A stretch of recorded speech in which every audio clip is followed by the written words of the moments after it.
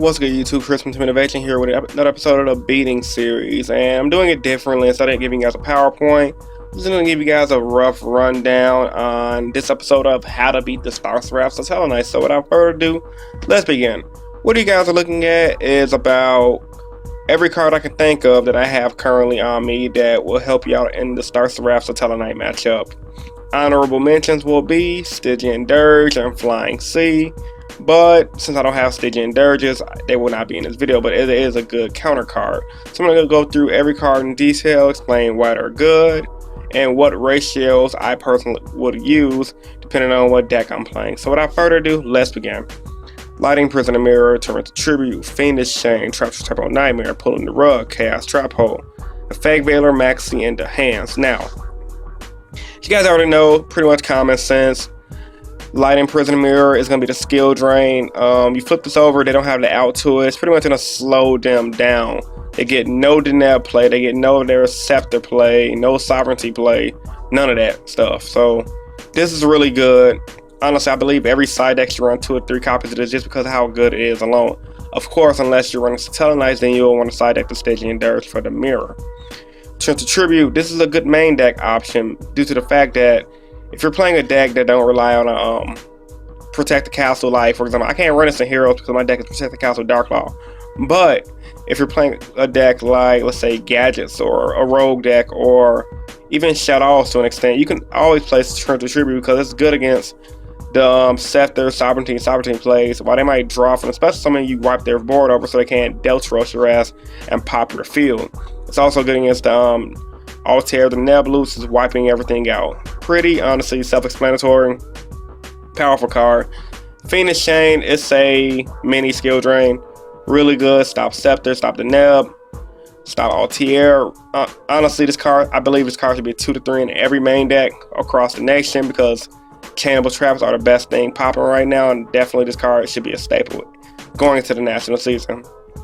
Trap Nightmare for the Altair plays. Stop it. When they bring back the Neb, pop the Neb, or if they go for that one guy that's basically the Satella Knight 10 Goldfish, pop the monster that they special summon. Good to get for the Star Seraphs in the deck as well. And they go Scepter, try to special summon Sovereignty, pop the Sovereignty because he lets you draw on a special summon, I believe. So yeah, really good card, honestly. One of my favorites that I'm not siding in my current side deck, but it's Pulling the Rug because I don't really have it in the room, but it's really pulling the rug, honestly. Like, this card was hyped when Satella Knights was on the rise. I think earlier in the winter, I was side decking 3 of these. Pretty much, it's a solemn warning for the entire deck. Stop the Scepter, stop the Deneb. If you guys don't know what Pulling the Rug does, when an effect that happens when a monster is normal summon, negate the activation effect and destroy it. So the Nebs, Altiers, it shuts off the whole deck. It's like a silent warning for the whole deck. So if you're already running warning and you're deciding like 2 to 3 of these, take out your warning, put in 3 of these, good to go. Same thing similar to Chaos Trap Hole, but the benefits of Chaos Trap Hole, it's just like warning, and it coincides for your Shut All Seraph matchups because it banishes the monster. So side decking in 2 of these is like playing double silent warning back in the day. If you open up with them, pay 2,000 to get the summon, banish the monster. Pay 2,000 to get the summon, banish the monster. You're going to be in pretty much a good position and going for game. And plus, they don't have the resources to bring the cards back with Call the Hunted and the Altair. Now, onto the monsters that's really good for the deck. Effect Veiler, not my favorite cup of tea. It's not the card for me, but I do respect the fact that Veiler negates the effects on the summon. Stop the Scepter Surge, stop your Deneb Surge, stop the Altair plays. Really good.